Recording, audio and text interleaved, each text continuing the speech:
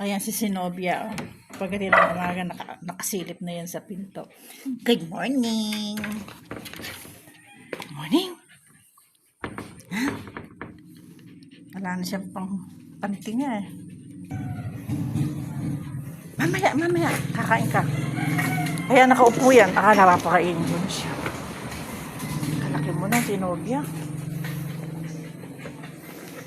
Ang gawa ko,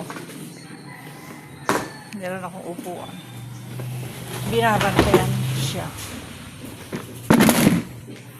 Ano, nagugutom ka na, maarte ka kasi.